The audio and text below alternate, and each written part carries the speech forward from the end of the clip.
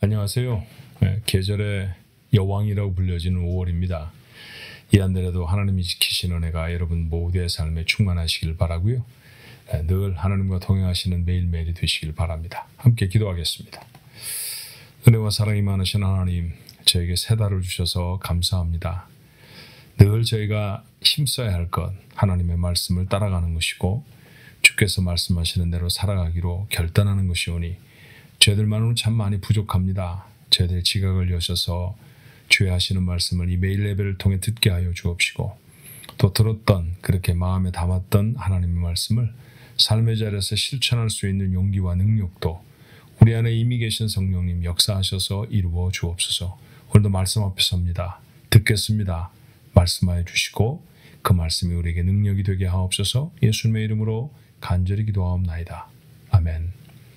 찬송가는 326장입니다. 내 죄를 회개하고 우리 함께 찬송하고 하나님 앞에 나아갑니다. 찬송하겠습니다.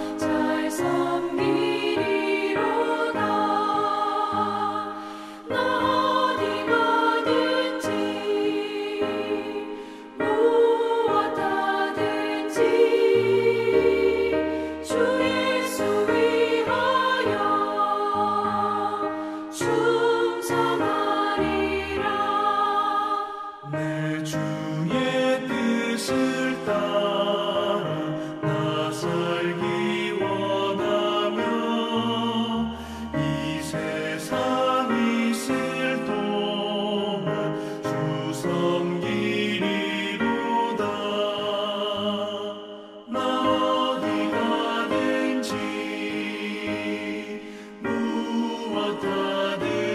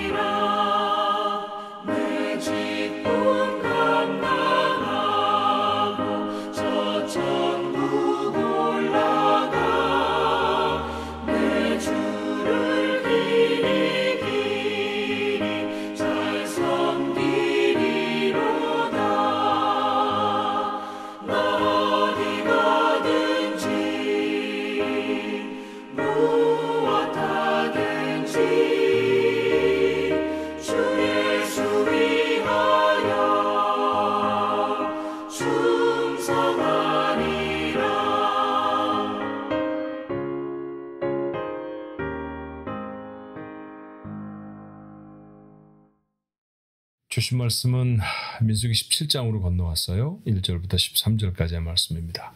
민수기 17장 전체의 내용인데 민수기 중에서는 좀 짧은 장에 해당하죠. 1절부터 13절까지의 말씀 우리 한 목소리로 같이 읽어봅니다. 여호와께서 모세에게 말씀하여 이르시되 너는 이스라엘 자손에게 말하여 그들 중에서 각 조상의 가문을 따라 지팡이 하나씩을 취하되 곧 그들의 조상의 가문대로 그 모든 지휘관에게서 지팡이 12를 취하고 그 사람들의 이름을 각각 그 지팡이에 쓰되 레위의 지팡이에는 아론의 이름을 쓰라. 이는 그들의 조상의 가문의 각 수령이 지팡이 하나씩 있어야 할 것임이니라. 그 지팡이를 회막 안에서 내가 너희와 만나는 곳인 증거궤 앞에 두라. 내가 택한 자의 지팡이에는 싹이 나리니 이곳으로 이스라엘 자손이 너희에게 대하여 원망하는 말을 내 앞에서 그치게 하리라.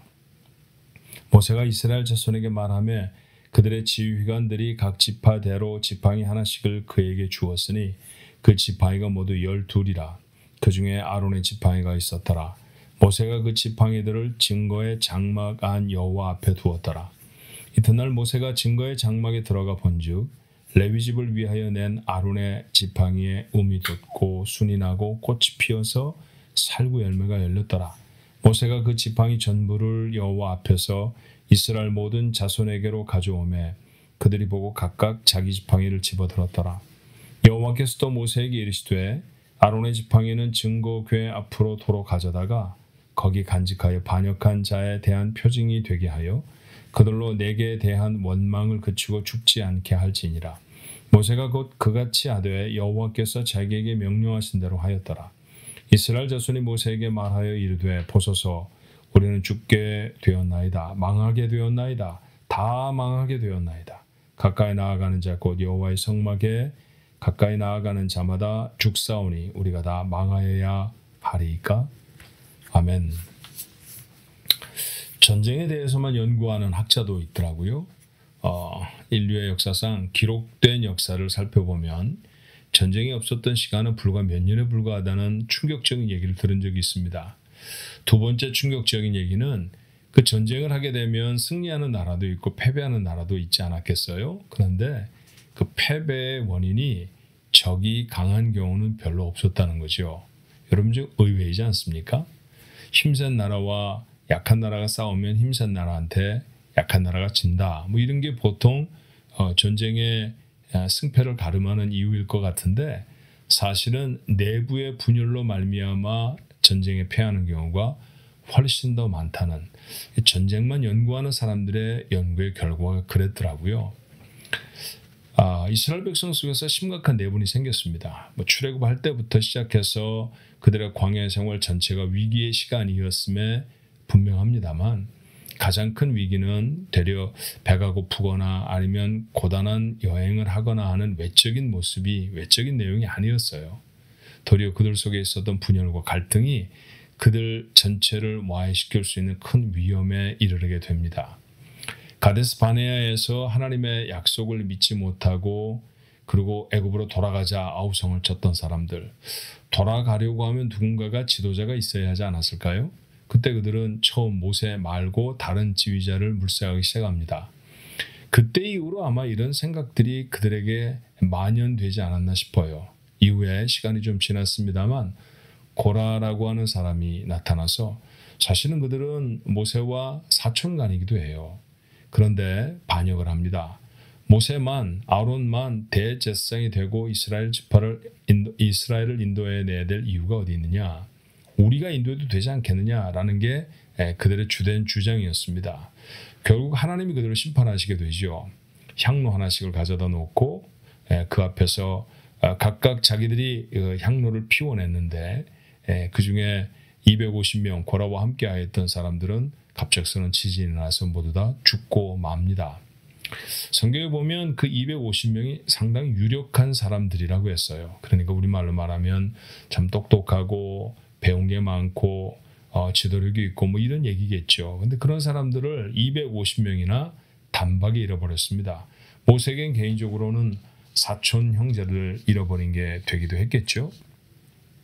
자, 그러고 나서 이스라엘 백성들은 하나님이 이루어내신 그 놀라운 재앙에 두려워졌을 것입니다. 그런데 그 두려움은 엉뚱한 곳에서 터져요. 모세와 아론을 향해 다시 이렇게 대적합니다. 너희가 그들을 죽였다. 이렇게 말하는 거죠. 자, 너희들 때문에 그 사람들이, 그 아까운 사람들이 다 죽어버렸어 라고 하는 도전이었습니다. 또 다른 문제죠. 자, 계속해서 이스라엘 백성들이 평온을 찾지 못하고 안정을 찾지 못합니다. 하나의 지위 아래서 한 마음이 되어 고난스러운, 고통스러운 이 광야를 지나가도 모자라는데요. 이런 마음의 분열로는 그 긴 여정을 감당할 수가 없죠. 자, 다시 한번 하나님이 그들에게 조치를 취하시죠. 자, 이스라엘의 모든 지휘관들이 지팡이 하나씩을 가져오도록 하셨습니다. 레위 지파로부터 시작해 모든 지파가 다. 근데 레위 지파에는 이미 레위는 세상을 떠났을 터이니까 레위 지파의 아예 그 지도자는 하나님이 지정을 해주시죠. 아론의 이름을 써라. 각각 각 지파의 우두머리들이 지팡이 하나씩을 가져왔고 그 지팡이에 자기 이름들을 다 썼어요. 아론은 그 레위 지파를 대표해서 그곳에 아론이라고 썼을 겁니다. 여러분, 지팡이라는 것은 나무에서 잘라낸 나무죠. 가지일 수도 있고 뭐 뿌리일 수도 있고 줄기일 수도 있는데 어떤 산 나무에서 떨어져 나왔으니까 맞아요, 죽은 나무입니다. 그런데 그 죽은 나무를 하나님은 어떻게 사용하시겠다고 했느냐 하면 너희들이 그것을 모두 다 내와 너희가 만나는 자리, 예배의 자리죠. 그 회막, 우리가 보통 성막이라고도 말하는 그곳에 언약궤 앞에 다 가지런히 놓아라. 그러면 내가 선택한 지파, 내가 누구를 선택할지를 그 지팡이에서 싹이 돋게 함으로 보여줄 것이다. 대단한 기적이잖아요.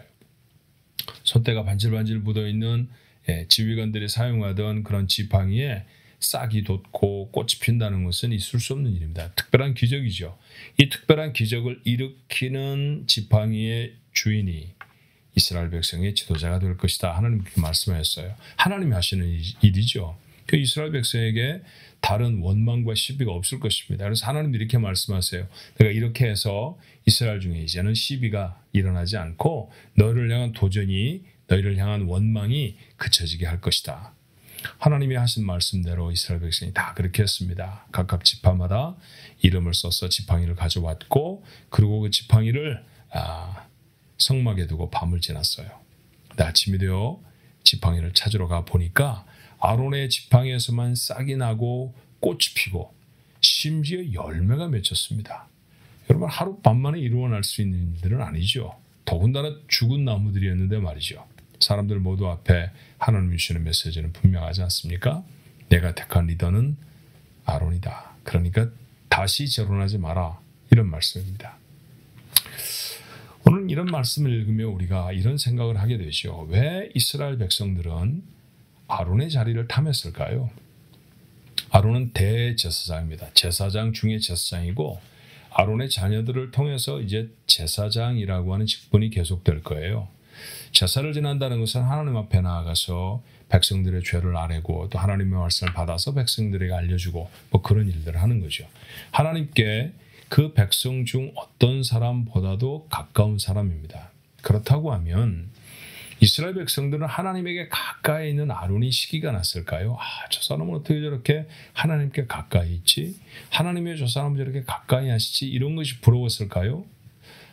아닌 것 같지 않습니까? 이스라엘의 이제까지의 모습을 보면 하나님을 가까이 하는 게 부러웠던 적은 한 번도 없었습니다. 이스라엘 속에 시비가 생겨지고 다툼이 생겨지고 원망이 생겨질 때 하나님께 가까이 가는 게 이유가 됐던 적은 없었죠. 배가 고픈 것, 메뉴가 바뀌어지는 것, 어떤 사람을 특별히 사랑하시는 것, 이런 것에 대한 시기와 시샘이었어요. 어쩌면 광야를 지나가는 모든 사람들의 복장과 아론의 복장은 달랐을 겁니다. 오늘 레위기에 자세히 기록되어 있는 말씀이고 출애굽기에도 기록되어 있는 말씀입니다만 제사장을 세우면서 그가 입어야 하는 옷들이 있잖아요. 세마포를 입고 그 위에 또 덮개를 덮고 그곳에 금으로 수를 놓은 그런 옷들을 입었으니까 대단히 화려했을 거예요. 그렇죠? 야, 저렇게 멋진 옷을 입고 있다니 혹시 그게 부러웠던 건 아닐까요? 자, 그들은 하나님 앞에 서서 하나님께 드려지는 제사를 다 주관합니다. 백성들 앞에 서 있는 것이죠. 멋있었을지도 몰라요. 어쩌면 이스라엘 백성들이 시기심을 가졌던 가장 중요한 이유는 눈에 보이는 것 때문이 아니었을까 하는 생각이 들어요. 앞에 서 있고 화려한 옷을 입고 더 많은 권세를 가진 것처럼 보여지는 그 사람에 대한 부러움이 그들로 하여금 이런 시샘을 만들게 했을 것입니다. 여러분, 실제는 어떤가요? 우리가 4월 마지막 주간을 지나가면서 이 사건을 처리하는 첫 번째 고라자손이 벌을 받는 그 과정이 있었죠. 그때 모세가 그들을 향해서 나무랬던 말씀을 기억하시나요? 하나님이 부르셔서 하나님의 성전의 일을 감당하게 한 것이 꼭 제사장이 아니라 할지라도 그것을 어떻게 작다고 생각하느냐, 그런 질타가 있었죠. 사실은 그것이었습니다. 사실은 대제사장이나 성막의 기구를 어깨에 매는 레위인이나 다 하나님의 일을 하는 사람들이에요. 하나님께는 그게 제사장이었든지 아니면 성막의 기구들을 옮기는 일을 했든지 모두 다 하나님이 선택해 부르셔서 하나님의 일을 맡기신 하나님의 종이라는 것이죠. 부르심에 차별이 없었습니다. 이 말씀 앞에 우리가 우리 스스로를 좀 돌아봐야 하지 않습니까? 교회 안에도 일견 보면 화려한 자리에 서 있는 것처럼 보이는, 더 중요한 일을 하는 것처럼 보이는 사람들일 수 있죠. 예컨대 오늘 말씀을 전하는 목사와 같은 사람이죠. 교회의 모든 조명은 다 강대상을 향해 있고요. 그 강대상 중앙에 제가 종종 섭니다. 여러분 아시죠? 그러니 조명을 받는 사람이 대단히 중요하고, 그리고 그 사람이 제일로 중요한 사람이라고 생각하기가 얼마나 쉽나요? 사실도 그런가요? 그렇지 않습니다. 사실은 어두컴컴한 방송실에 앉아서 그 모든 예배를 잘 되어지도록 도와주는 방송 요원들이 없다고 하면 은혜스러운 예배는 안 되죠. 예배를 마치고 나서 식사를 나누는 시간이 우리에게 얼마나 즐거운 시간입니까? 하나님 앞에 예배를 드리는 게 영적 즐거움이라고 하면 믿음의 가족으로 만들어주신 우리 한 식구들끼리 함께 모여서 밥을 나누고, 그리고 지나온 시간들을 이야기로 나누는 시간이야말로 우리에게 정말 즐거운 시간입니다. 그 일들을 준비해 주시는 분들이 얼마나 소중한지는 두말을 하지 않아도 되죠. 그렇습니다. 교회 안의 모든 사람들은 눈에 드러나는 사람이고 눈에 드러나지 않는 사람이고 모두 다 똑같은 부름을 받는 거죠. 하나님의 일꾼입니다. 하나님의 종이죠. 하나님의 아무나 일꾼으로 삼으시겠어요? 하나님이 아무나 종으로 삼으시겠습니까? 가정에서는 남편과 아내의 구별이 있습니다. 구별이 있을 뿐이지 차등은 아닙니다. 남편이 더 높고 아내가 더 낮은 건 아니죠. 전통적인 한국, 이렇게 동양 문화권 안에 있는 가정들은 가장의 목소리가 아내들의 목소리보다 좀 커지죠. 물론 연세가 들어가면서 아내들의 목소리가 훨씬 더 커지는 것, 그게 보편적인 현상이기도 합니다. 그렇지만 많은 경우의 아내들 속에는 남편에게 좀 눌리고 있는 것 아닌가라는 생각이 들 수 있어요. 여러분, 그렇지 않죠? 그렇지 않죠. 섬기는 자로 아내를 주셔서 남편이 남편 되어짐이라고 하는 사실을 우리는 놓칠 수 없어요. 우리의 직장에서도 마찬가지입니다. 직장을 소유하고 있는 어떤 주인의 입장에서 돈을 더 많이 벌고 더 부유한 사람이긴 하겠지만, 그것이 만약 하나님이 우리에게 맡겨주신 일이다라고 하는 차원에서 생각해 보면 그 직장에 아주 작은 일을 감당하는 사람조차도 하나님의 일을 하고 있는 사람이죠. 그런 의식이 없다고 하면 우리 속엔 자꾸만 불평과 불만이 생기지 않겠습니까? 하나님의 부르심으로 그 자리에 서십시오. 그 자리는 가볍지 않은 자리입니다. 그리고 하나님이 원하시는 귀한 일들을 감당하려고 할 때 그 삶에 하나님이 복을 주실 줄로 믿습니다. 내면을 볼 줄 아는 눈이 우리 그리스도인의 눈이 되었으면 좋겠어요. 두 번째, 하지만 직임에는 구별이 있었죠. 성경에 재미난 비유를 여러분 아세요? 지체의 비유라는 거 있잖아요. 손, 발, 입 이런 것들을 다 지체라고 하잖아요. 이런 재미난 얘기를 한번 해보십시다. 맛있는 음식을 먹어요. 누가 즐기는 것 같습니까? 입이 즐기는 것 같죠. 손은 계속 날라다만 주는 것 같잖아요. 그래서 어느 날 손이 결단을 했답니다. 내가 다시는 입에 음식을 갖다 놓아주지 않으리라. 입이 정말 괴로워졌네요. 음식을 주지 않으니까 점점 말라갑니다. 그러면 무엇부터 말라갈까요? 여러분, 손부터 말라가지 않겠어요? 그 몸 전체에 음식을 공급해줬던 손이 입만 좋은 일을 해, 나는 아무것도 아니야 라고 생각해 그 일을 스탑해버리면 결국엔 피해는 누구에게 오는 걸까요? 손해 오는 것이죠. 그런 지체의 비유를 우리는 성경을 통해서도 알고 우리가 자라면서 우화로 여러 가지 다른 버전으로 많이 알고 있습니다. 맞죠? 우리가 맡겨진 자리, 그 자리에서 최선을 다하고 누군가 다른 사람들을 위해서 도움의 손길을 펼칠 수 있는 사람이 되어질 때, 그때 그곳에 하나님이 허락하시는 은혜와 기적이 나타납니다. 먼저는 자기 사명을 다 감당해내십시오. 그리고 다른 사람의 일을 돌봐주는 것이죠. 빌립보서에 보면 예수님의 마음을 이렇게 표현합니다. 무릇 그의 마음을 본받으라. 그의 마음은 낮고 겸손한 마음이라 하셨죠. 근데 그 낮고 겸손한 마음을 성경이 어떻게 정의하던가요? 먼저 자기 일을 돌아보고, 그리고 다른 사람의 일을 돌아보아주고, 자기보다 남을 낮게 여기는 사람이라고 말합니다. 이것이야말로 세상을 살아가는 사명자들의 가장 중요한 숙제가 아닌가 하는 생각이 들어요. 여러분 가지신 일이 여러분이 감당해내는 자리가 아무것도 아니고 볼품없는 자리처럼 보이십니까? 절대로 그렇지 않습니다. 하나님이 여러분에게 맡기신 것이라고 하면 가장 소중한 자리에 있으십니다. 누군가에 계속 나눠주고 누군가를 섬겨야 되는 일만 여러분이 하시는 것 같아요. 멋진 일이죠.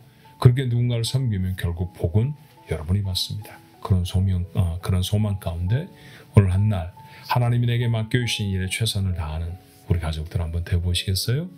여러분의 삶을 하나님이 살펴주시기를 간절히 바랍니다. 기도하겠습니다.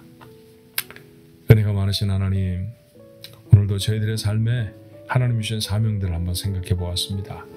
이 이야기는 이스라엘 자손들과 아론이라고 하는 사람, 또 모세라고 하는 사람 사이의 갈등처럼 보여지지만, 그러나 우리 속에 늘 내재하고 있는 문제와 어려움, 또 이 사건을 만들어낼 수 있는 요소들일 것입니다. 이 부족한 저희들의 모습들을 하나님 아버지 살펴주옵소서. 우리가 바라보는 것이 어떤 일의 중요함과 중요하지 않음을 가늠하는 것이 겉으로 드러나는 모습일 때가 얼마나 많은지, 그런데 우리는 눈을 좀 더 크게 뜨고 그 부르심의 배후에 계신 하나님을 바라보게 하시기를 원합니다. 하나님이 부르셨습니다. 그러니 그 중에 경중이 있을 리가 없습니다. 더 중요하고 더 가벼운 일이 없습니다. 하나님의 종 되어짐이 얼마나 기쁘고 즐거운 것인지, 그래서 자기에게 맡겨주신 일들을 최선을 다해 감당하며 주변의 사람들을 섬겨내는 자 되게 하여 주옵시고, 그들을 도우시는 하나님의 놀라운 은혜를 우리 가족들이 경험토록 축복하옵소서. 오늘 한날도 그리 살겠습니다. 저희를 도와주시옵소서. 예수님의 이름으로 간절히 기도하옵나이다.